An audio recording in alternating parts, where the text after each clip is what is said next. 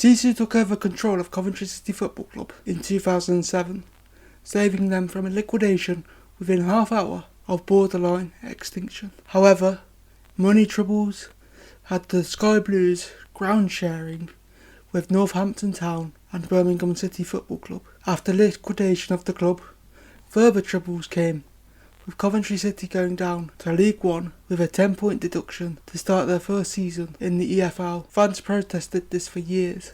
An ongoing war between passionate Coventry City patriots and the club owners. For an age, it seemed like the sky over Coventry City was no longer blue, but rather a dull, deadly and desperate grey, as fans were forced out of their own city, pulling up at St Andrew's car park for a time because of rent disputes with the owners of the Ricoh Arena. In 2017, Mark Robins came back to manage a rather struggling yet not defeated Coventry City Football Club after a spell under the sky blue banner. In 2013, he made his presence felt immediately, being one of the 45,000 in attendance. Excitement filled the air of Wembley Way as Mark Robins led the Sky Blue Army towards their first sniff of silverware since 1987, defeating Oxford United 2-1 in the Checker-Trade final. Robins rebuilt Coventry City Football Club from the ground up. It was a hard graft from League Two, but with determination and passion on and off the field, Coventry City secured a place in the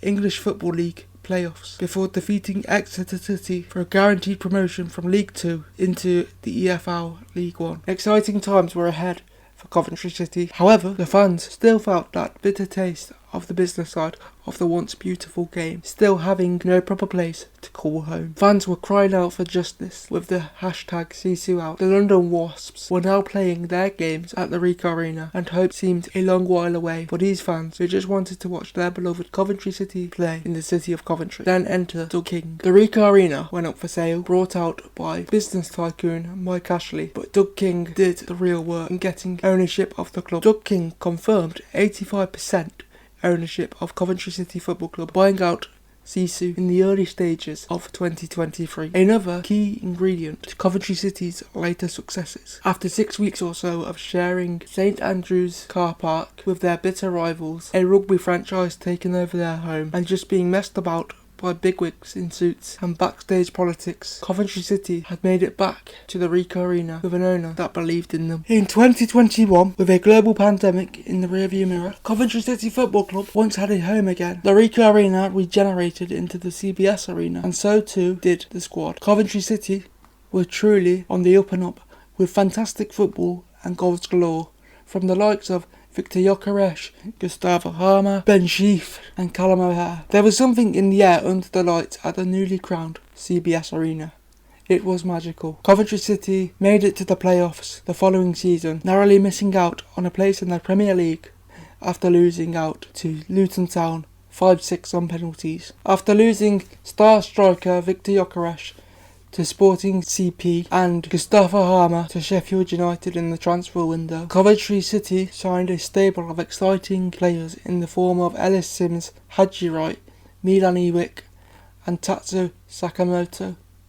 Injury woes with Callum O'Hare, as well as giving Sims, Wright and Iwick and Sakamoto time to adjust to Coventry's style of play, saw Coventry City face a depressing decline, sitting 20th of the EFL Championship in November of 2023. A rough start for the Sky Blues indeed. As the season continued to march on, so did Coventry City. From November to January, they found themselves from nearing the bottom four to just outside of the playoffs.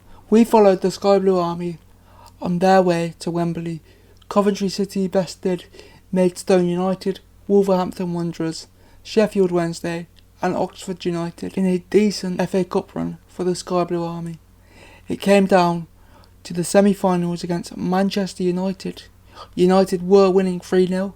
However, Coventry City played a valiant effort and showed incredible strength and unity to bring it back 3-3.